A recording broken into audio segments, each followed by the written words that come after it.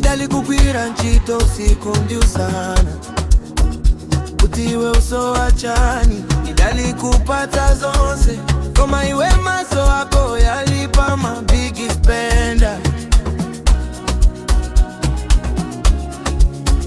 Unalikufuna moyo wa mutivi, osati chikondi chatu.